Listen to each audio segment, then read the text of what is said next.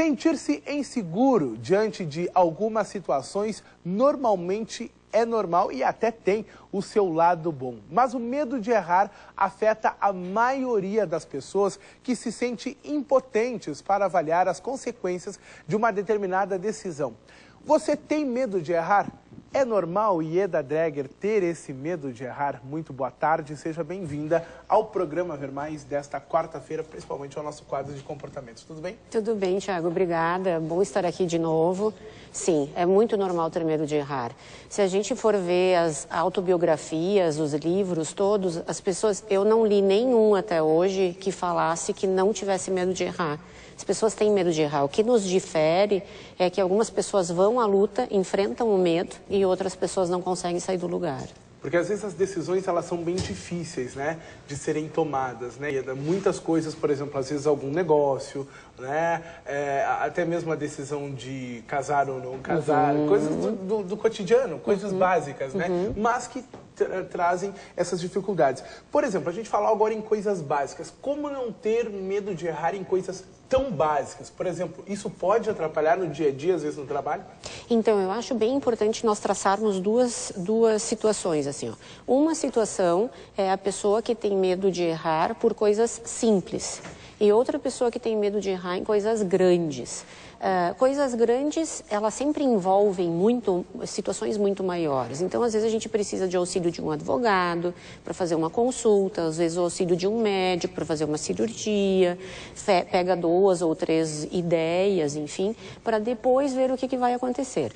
O medo simples, de coisas simples, a gente costuma dizer que ele passa um pouco pelo medo patológico. Né, que é aquele medo de coisas simples. A pessoa que tem medo de tomar decisões simples, ela geralmente é uma pessoa insegura, que tem uma dificuldade muito grande. E essa pessoa, ela vai ter uma dificuldade grande também, no sentido de ver como resolver aquela situação.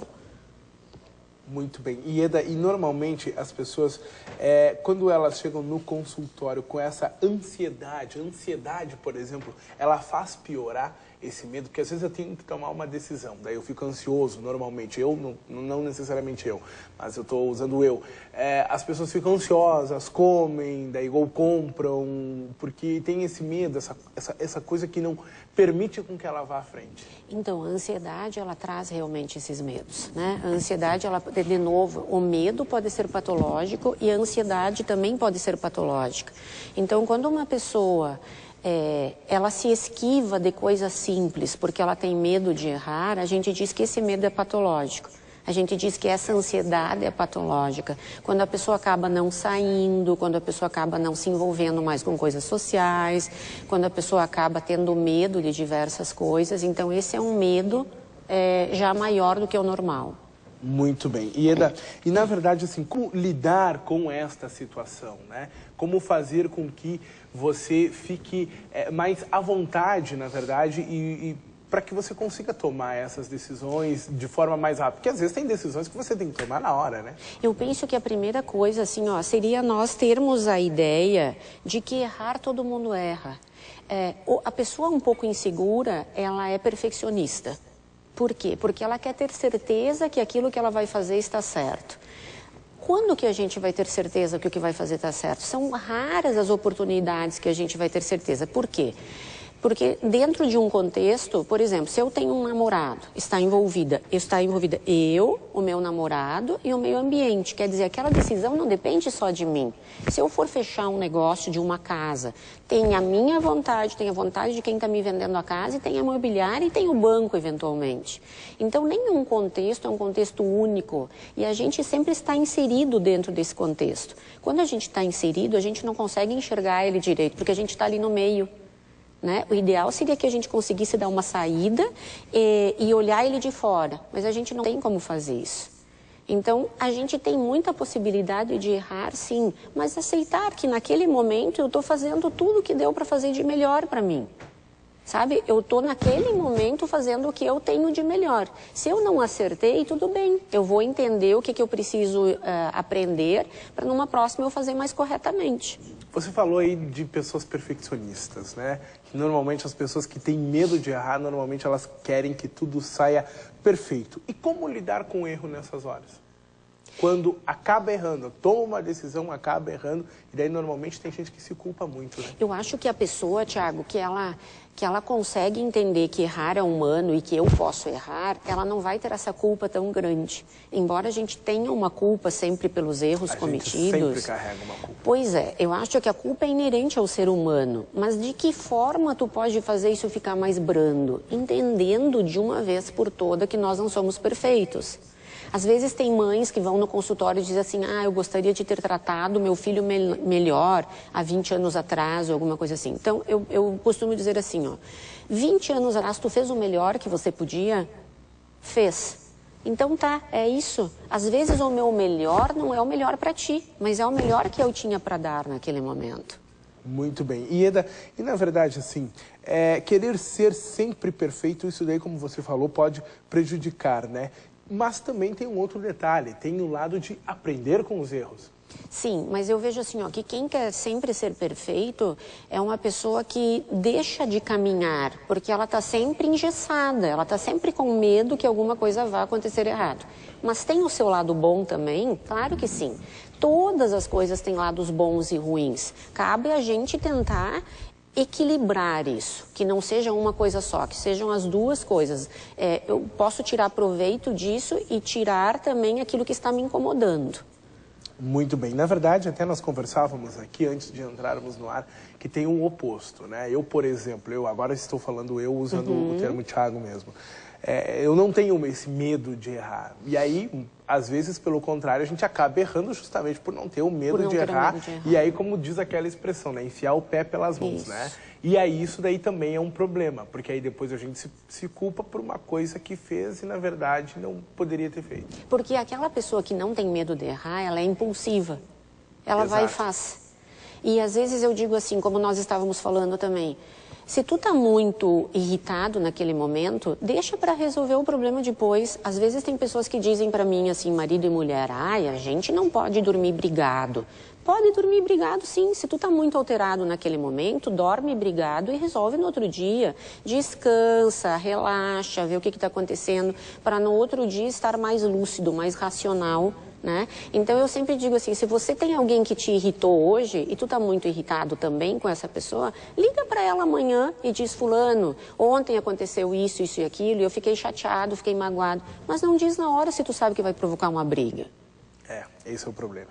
Bom, tenho medo de fazer alguma coisa e não dar certo, então não faço. Isso me prejudicará um dia. Quem nos fala isso é a Ana, do Jardim América. Obrigado, Thiago. Beijos, adoro você. Obrigado, minha querida. Sucesso para você aí no Jardim América. Obrigado pelo carinho da audiência.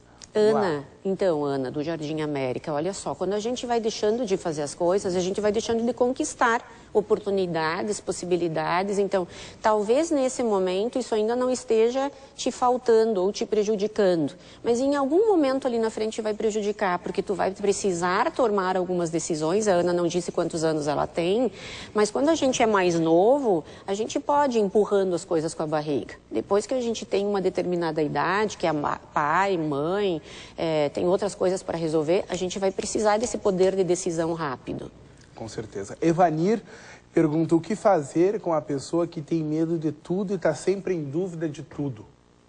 Então, a pessoa que tem medo de tudo e está sempre em dúvida com tudo, ela pode estar doente, né? Isso pode ser uma ansiedade exagerada, um medo exagerado, um medo crônico, e ela precisa de tratamento. Porque o normal é a gente ter um pouco de medo, uns um pouquinho mais, uns um pouquinho menos, mas tu ter medo de tudo o tempo inteiro, daí tu já está doente. Na verdade, né, Ieda, o bom da vida é sempre o equilíbrio, né? É você nem ser muito impulsivo, né? E nem também ter medo de tudo, porque o impulsivo pode pagar caro pelos seus impulsos, né? E aquela pessoa que tem medo de tudo, ela pode deixar, muitas vezes, de viver coisas boas em função do medo. Exatamente. E de enfrentar situações também, que podem nem ser boas, mas que tem que enfrentar. Então, as pessoas que acabam não fazendo isso por medo, acabam, eu digo assim, vivendo no morno. Nem no quente, nem no frio. Não é bom, às vezes, a gente botar água no pé gelado. o pé na água gelada ou o pé na água quente, não sempre no morno. Exatamente, porque às vezes até sair também, né? Essa coisa assim de sair muitas vezes, até mesmo da zona de conforto. Da zona de conforto, né? exatamente. Ir lá e transformar o negócio, né? E fazer o negócio acontecer. Ser autêntico é a melhor saída? Eu acho que, além de tudo, do ser autêntico é ser verdadeiro. Eu sempre penso assim, ó, quando você é verdadeiro, você consegue tocar no coração da outra pessoa. Por mais horrível que seja o que você está falando, a pessoa pode ficar magoada contigo no momento, mas depois ela vai relevar aquilo que você falou, porque ela sabe que você foi verdadeiro, você falou de coração, né? Então é muito importante a gente sempre ser verdadeiro. Muito bem, aqui é o seguinte, ó, sou gay, tenho medo de contar isso, é meio que um medo, o que faço? Preciso de ajuda. Ele até colocou o nome dele, querido, mas eu não vou nem falar o teu nome aqui, porque, como não sabe, então não vou falar. O que nós podemos falar para esse rapaz, Ieda? De novo, assim, ó, a primeira coisa e a mais importante sempre é ser verdadeiro. Então, eu sempre oriento, assim, que os filhos consigam conversar com os pais. Pode ser que os teus pais tenham uma reação involuntária, ruim, mas eles, com o tempo, vão se acostumando com a situação. É melhor do que a gente ficar escondendo e também é muito sofrido para você ficar escondendo que você é homoafetivo, né? Então, tu sofre, tu não consegue te libertar, tu não consegue evoluir, tu não consegue fazer as tuas coisas. É importante que você fale, nem que seja primeiro para um amigo, para uma amiga que possa te ajudar a conversar com o teu pai ou alguma coisa nesse sentido. E é o seguinte, começou a bombar um negócio aqui, então eu vou convidar para que você permaneça mais um bloco junto com a gente. E aí depois, logo na sequência, a gente só responde aos nossos telespectadores, porque acabou vindo inúmeras mensagens aí, tá certo?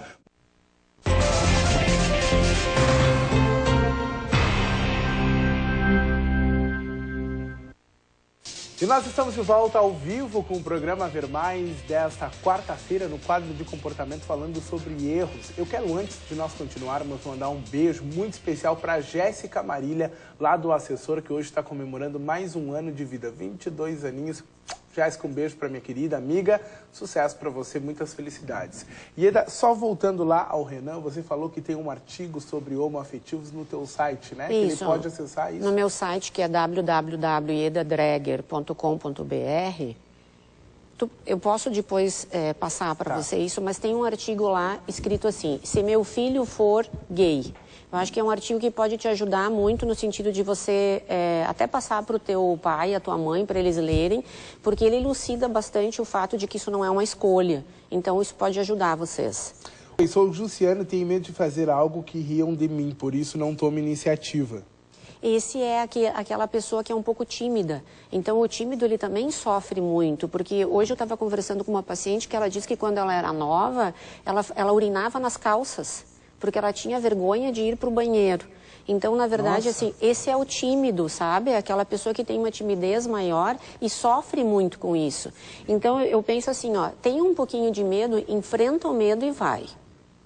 E deixa que riam também, Deixa que riam. E daí também, se rir, a gente vai saber, né, o que realmente as pessoas pensam da gente e quem são as pessoas que estão do nosso lado. Mas que também não tem muita importância o que os outros pensam da gente, sabe? Porque daí a gente vive agarrado no que os outros pensam da gente, deixa os outros pensar o que eles quiserem. Eles não sabem o que se passa na minha vida 24 horas. Exato. Se eu fosse dar bola pro tanto que riam de mim... Então... essa hora não estaria aqui. Meu sonho sempre foi fazer faculdade, mas me envolvi em um relacionamento muito cedo e deixei de lado meu sonho. Mas tenho muita vontade de fazer faculdade. Meu namorado não aceita. Jéssica do Bairro Refá. Primeira coisa, larga o namorado, né? Também acho. Estudar e cultura é tudo, né?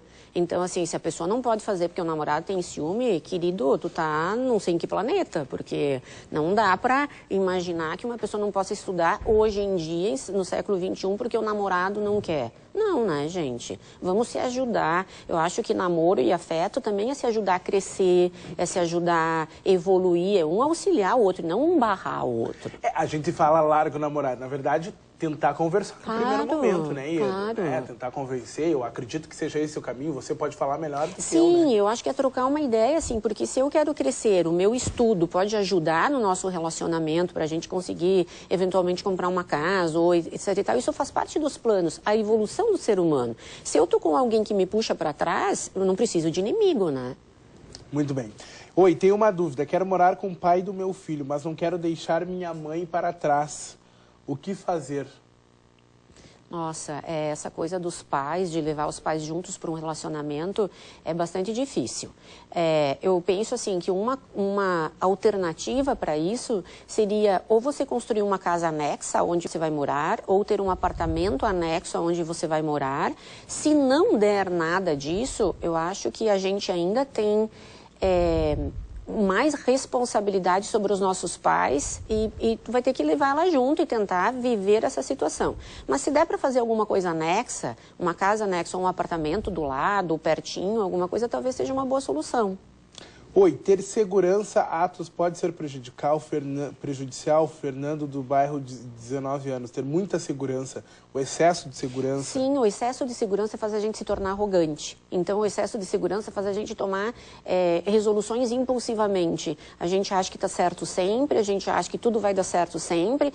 É bom isso, mas como nós falamos, assim, dentro de um equilíbrio. Eu não posso achar que sempre eu estou certo e que todo mundo está errado. Até porque seria incoerente isso, o mundo está errado e eu estou certo. Então, eu preciso estar comedido com aquilo que eu vou tomando de resoluções.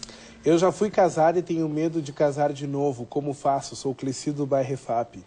Cleci, isso é um medo bem normal das pessoas. Uma pessoa que casa uma vez ou que tem um relacionamento de morar junto, enfim, que não dá certo e vai fazer uma segunda tentativa, eles têm muito medo disso. Mas eu penso de novo assim, ó, tu já errou uma vez, tu já aprendeu um monte de coisas com isso, procure ver quem é esse teu parceiro, procure conhecer ele bem e tu vai aos poucos tendo a segurança se dá ou não para investir de novo. A gente nunca se separa uma vez não tendo aprendido nada. A gente sempre aprendeu alguma coisa, então leve ao teu conhecimento isso que você aprendeu. Olá, Thiago, já fui muito corajosa, meti a cara e fazia. Hoje tenho medo de errar porque isso aconteceu. Por que isso aconteceu, essa transformação? A Maria nos pergunta. Provavelmente porque você sofreu traumas, assim, de ter feito tomado decisões rápidas e ter errado. Então, eu diria a mesma coisa que eu disse para a situação anterior, assim, ó. Vai com calma, porque você aprendeu muitas coisas em cima do que você errou. Então, vai com calma, mas vai tomando resoluções, vai acreditando em você de novo e evoluindo. O que não dá é pra gente ficar parado. Muito bem. Oi, Thiago, tenho vergonha de sair e me relacionar com as pessoas e por isso não tenho amigos e não saio muito. Sofro com isso porque não terminei os estudos. Tenho 27 anos. Aqui não diz se é homem ou se é mulher. Mas olha, que sofrimento esse, porque na verdade tem 27 anos, não conseguiu terminar os estudos, essa é aquela pessoa que é tímida. O tímido tem que procurar ajuda profissional, procure um psicólogo, uma psicóloga para tratar, porque senão tu não vai conseguir sair desse quadro. E ainda nós teríamos inúmeras perguntas aqui dos nossos telespectadores, mas infelizmente o nosso tempo acabou porque nós temos outras atrações também programadas aqui no Ver Mais. Eu quero agradecer mais uma vez a sua participação, aos telespectadores que mandaram a pergunta e que fazem junto conosco aqui na RIC TV Record o programa Ver Mais. E Edra Dreger, sempre é muito bom recebê-la aqui, ó, bombou mais uma vez. Sempre é bom estar aqui. Obrigada, Thiago. Certo. Gente, vamos para um rápido intervalo comercial e logo na sequência a gente vai falar de moda aqui no nosso programa.